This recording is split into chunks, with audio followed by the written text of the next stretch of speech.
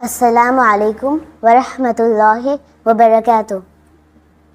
اللہ تعالیٰ بے شک موجود ہے، مگر اس دنیا میں کوئی بھی شخص اللہ تعالیٰ کو نہیں دیکھ سکتا۔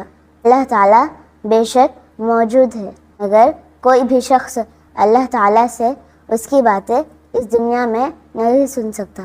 تو جب اس دنیا میں کوئی بھی شخص اللہ تعالیٰ کو نہیں دیکھ سکتا اور نہ ہی اس کی باتیں اس سے سن سکتا ہے، تو پھر یہ کیسے معلوم ہو کہ اللہ تعالیٰ اپنے بندوں کے لیے کون کون سے کام پسند کرتا ہے اور کون کون سے کام پسند نہیں کرتا ہے، اور یہ کیسے معلوم ہو کہ اللہ تعالیٰ کس کام سے خوش ہوتا ہے اور کس کام سے ناراض ہو جاتا ہے۔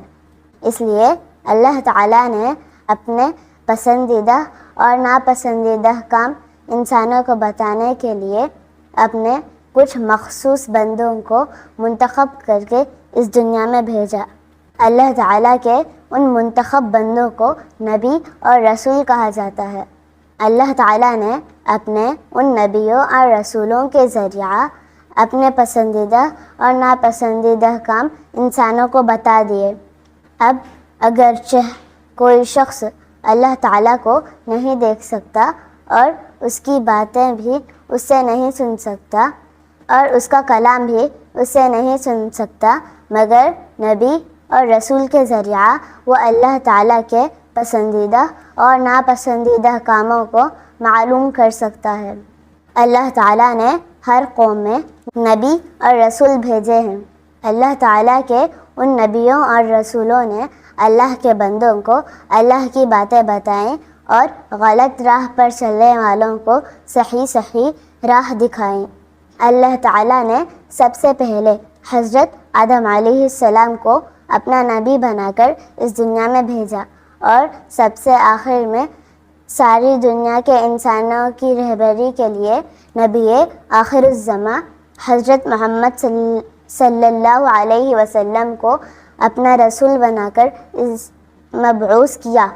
حضرت محمد صلی اللہ علیہ وسلم سے پہلے جتنے بھی نبی اور رسول آئے تھے وہ صرف اپنی اپنی مخصوص قوموں اور اپنے اپنے علاقے کے لوگوں کی رہبری کے لیے ہی اس دنیا میں تشریف لائے تھے، لیکن حضرت محمد صلی اللہ علیہ وسلم صرف اپنے ملک عرب کے لیے ہی نہیں بلکہ پوری دنیا کے تمام انسانوں کو زندگی گزارنے کا کامیاب طریقہ بتانے کے لیے اس دنیا میں تشریف لائے تھے۔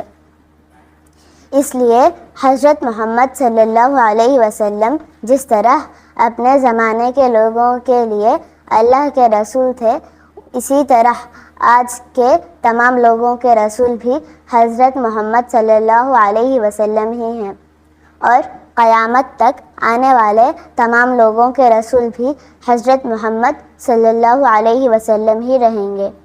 حضرت محمد صلی اللہ علیہ وسلم کے بعد آج تک نہ تو کوئی نبی یا رسول پیدا ہوا ہے اور نہ ہی قیامت تک کوئی نبی یا رسول پیدا ہوگا۔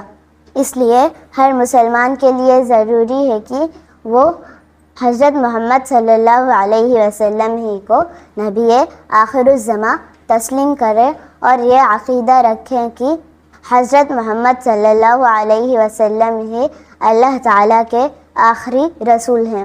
لہٰذا حضرت محمد صلی اللہ علیہ وسلم کے بعد اگر کوئی شخص اپنی نبوت و رسالت کا دعویٰ کرے تو یقیناً وہ جھوٹا ہے۔ خدا حافظ۔